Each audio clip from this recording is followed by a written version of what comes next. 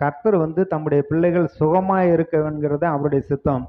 பிரியமானவனே, உன் ஆத்மா வாழ்ந்திருக்கிறது போல நீ எல்லாவற்றிலும் வாழ்ந்து சுகமாய் இருக்கும்படி வேண்டிக் கொள்ளுகிறேன். அப்படிதான் கர்த்தருடைய வார்த்தை சொல்லப்பட்டிருக்கிறது. யாக்கோபு 5வது ஒருவன் துன்பப்பட்டால் ஜெபம் பண்ண கடவன், ஒருவன் மகிழ்ச்சியாய் இருந்தால் சங்கீதம் பாட கடவன். உங்களில் ஒருவன் வியாதிப்பட்டால் அவன் சபையின் மூப்பர்களை வரவழைப்பானாக. அவர்கள் கர்த்தருடைய நாமத்தினாலே அவனுக்கு எண்ணெய் பூசி அவனுக்காக ஜெபம் பண்ண கடவர்கள். அப்பொழுது விசுவாசமுள்ள ஜெபம் பிணியாளியை இரட்சிக்கும், கர்த்தர் அவனை எழுப்புவார்.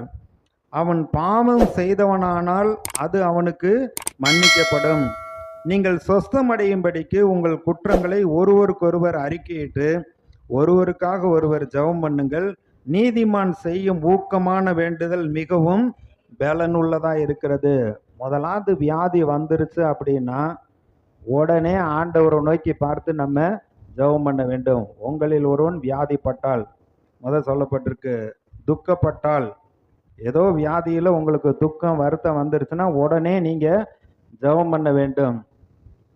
ஜெபம் பண்ணி சரியாகலையா, அப்போ சபையின் மூப்பர்களை அழைக்க வேண்டும். அவர்கள் வந்து நம் எதனால இந்த காரியங்கள் நடந்திருக்கிறது என்று வேத வாக்கியங்கள்லேருந்து ஒரு சில வார்த்தைகளை சொல்லி உங்கள் அவிசுவாசத்தை நீக்கி கர்த்தருக்கு முன்னாடி உங்களை தாழ்மைப்படுத்துங்க.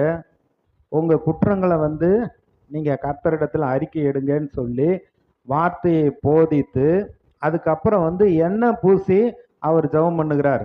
வந்து அவங்களுக்கு வெளிப்படையாக அவங்களுக்கு ஒரு உணர்வு விசுவாசம் வரணுங்கிறதுக்காக எண்ணெய் பூசுறாரு. எண்ணெயில் ஒன்றும் விஷயம் இல்லை.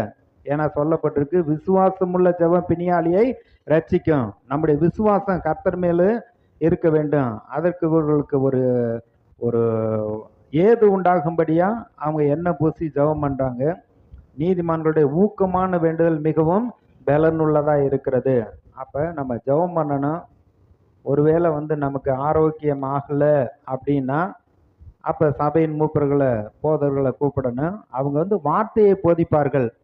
உங்களுக்கு விசுவாசிக்க முடியல, விசுவாசத்துக்கு ஏதுவாக கர்த்தருடைய வார்த்தையை அவர்கள் வந்து வேதத்திலிருந்து எடுத்து சொல்லி, ஒருவேளை வந்து உங்களுக்குள்ள குற்ற உணர்வு இருந்தால் கூட இயேசுவுடைய ரத்தம் சகல பாவங்களை நீக்கி நம்மை சுத்திகரிக்கிறது.